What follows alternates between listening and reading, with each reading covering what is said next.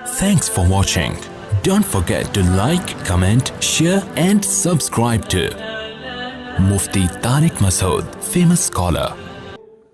یہ جو کہتے ہیں نا لوگ کہ پہلی بیوی میں کیا خرابی ہے، خواتین معذرت کے ساتھ پھر جو ہے اتنی اچھی بیوی مل گئی تو دوسری کیوں کر رہے ہو، تو یہ بھی فلسفہ غلط ہے. قرآن کے الفاظ کیا ہیں؟ فَانْكِحُوا مَا طَابَ لَكُم مِّنَ النِّسَاءِ، جو عورتیں تمہیں پسند آئیں ان میں سے دو دو تین تین چار چار سے کرو، یعنی چاروں پسندیدہ ہونی چاہیے، ناپسند ایک بھی، کیونکہ بیوی اگر پسند کی نہیں ہے تو انسان اس کے حقوق ادا نہیں کرتا. پھر یہ میاں بیوی کا رشتہ محبت کا رشتہ ہوتا ہے،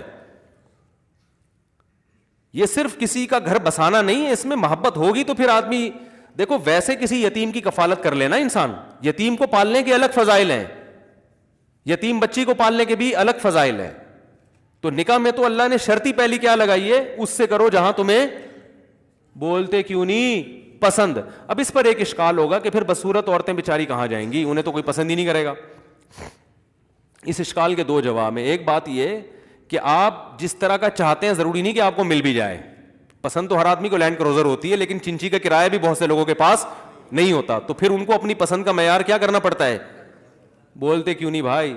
تو پہلے شیشے میں کھڑے ہو کر اپنے نین نقش کو دیکھیں، اپنے ڈیزائن کو دیکھیں، اس ڈیزائن کے حساب سے، کیونکہ آپ اگر کسی کو پسند کریں گے تو ضروری نہیں ہے کہ وہ بھی آپ کو پسند کرے. تو پھر آپ کو اپنی ڈیزائننگ کے اعتبار سے اپنے معیار پہ نیچے، جہاں اللہ نے بدصورت عورتیں پیدا کی ہیں تو اس سے بھی زیادہ بدصورت مرد بھی پیدا کی ہے اللہ تعالیٰ نے. سمجھ میں نہیں آ رہی تو رہنے دیں، ٹھیک ہے. دوسری بات یہ کہ قرآن میں یہ الفاظ نہیں ہے کہ خوبصورت عورتوں سے نکاح کرو. قرآن نے کہا جو تمہیں پسند آئیں، مناسب لگیں وہاں کرو. تو پسندیدگی کی بہت ساری وجوہات ہوتی ہیں، صرف خوبصورتی نہیں ہوتی.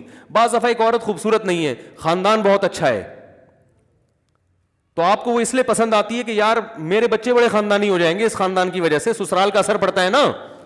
ایک عورت شکل کی اچھی نہیں ہے، سلیقہ صفائی بہت ہے، تو یار میں سلیقے کو فوکس. جیسے حضرت جابر بن عبداللہ رضی اللہ تعالیٰ عنہ نے نکاح کیا، صحیح ہے بخاری کی حدیث ہے، انہوں نے بیوہ عورت سے نکاح کیا.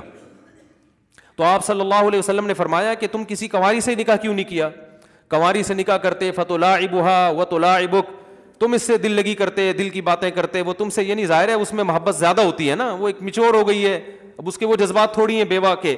تو آپ صلی اللہ علیہ وسلم نے جابر بن عبداللہ سے فرمایا کہ کسی کنواری سے نکاح کیوں نہیں کیا، بیوہ سے. انہوں نے فرمایا یا رسول اللہ میری چھوٹی چھوٹی بہنیں ہیں، گھر میں چھوٹی چھوٹی بہنیں ہیں، تو میں اگر بیوی بھی انہی جیسی لے آتا کم عمر کنواری تو ان بہنوں کو کون سنبھالتا، وہ تو خود سنبھالنی پڑتی نا.